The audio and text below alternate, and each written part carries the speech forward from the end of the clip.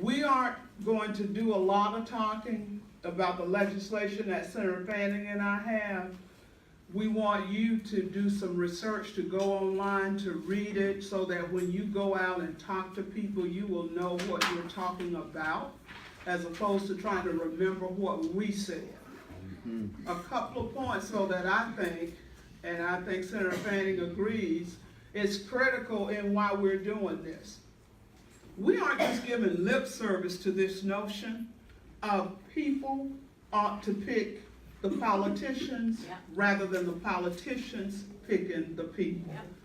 The key piece of what we're here for today, and particularly those of you from Horry County and those of you from the upstate, because that's where the power is in the legislature, we need you to start having conversations in your community about the importance of people picking politicians versus politicians picking people.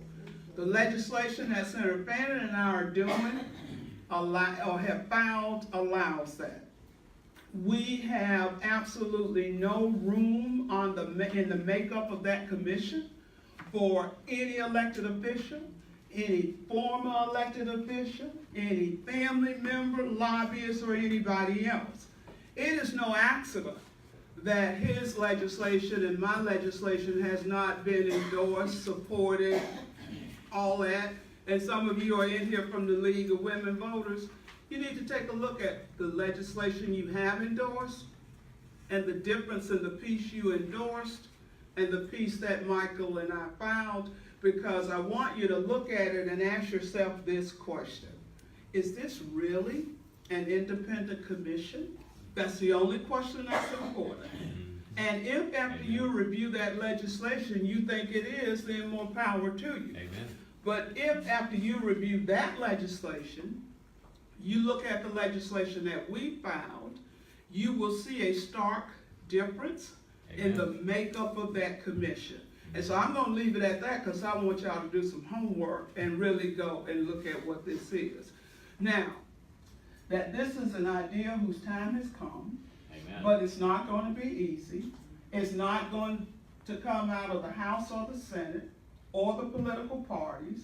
And what we must do here in South Carolina, more so than any place else, is have some civic engagement, have some citizens, voters, get involved in this process. Because y'all, I'm here to tell you, the signals are already being sent in the legislature about what we are going to be doing and how it is going to be done.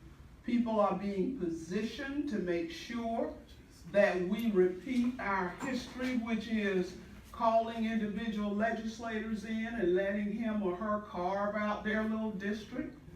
Move a line because they heard so-and-so might want to run against them, so don't cut them out. That is no way to run a railroad. Amen. And it's certainly no way to run a government. Amen. So I just want to, and we'll bring Mike back up to, lift y'all's spirits.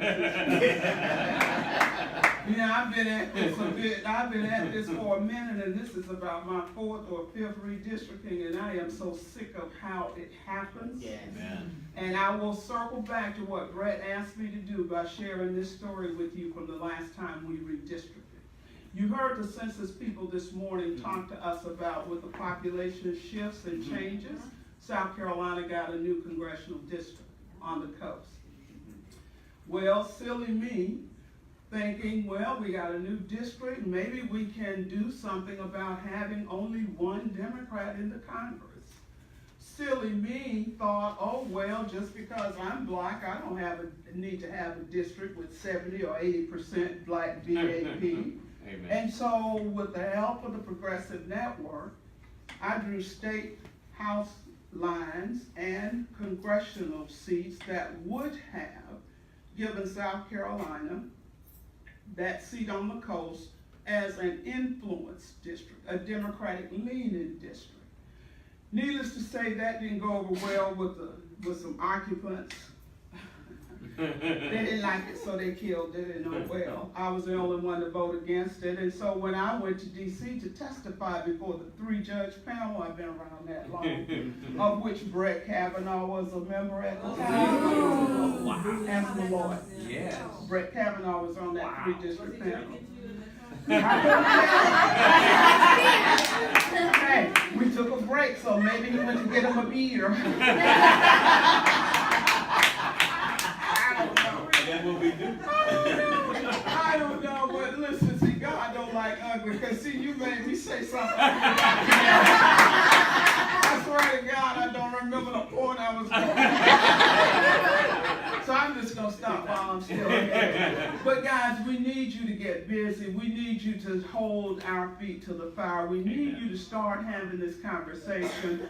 Don't go to your elected official. You know, write your newspaper, Yes. a letter to the editor. I know all you people are all digital and social media and all that, but I'm telling you, there's something to be said for just turning the pages of a newspaper Amen. and turning the pages of a book. And I know I've dated myself by saying that. So let me just, if I may, end with one point, and I'm Baptist too. Amen. Well, As we talk about this, and I want to ask Leroy this question. The one thing that I have observed, having been here long enough, is that we have, and I want to ask you in Mississippi, how increasing the number of majority black districts has affected the power of legislators in the Mississippi legislature. Because one of the things I want y'all to be real clear of, it's important to know the difference between power and position. mhm. Now, what am I saying? I'm trying to be profound like you. And all I'm saying is, for me to help the people who I want to help, I need to have power. Yes. I'm comfortable with the word power. I don't have any problems using it. Some of us are not. But what we've got to understand, and it's a very distinct difference between power and position.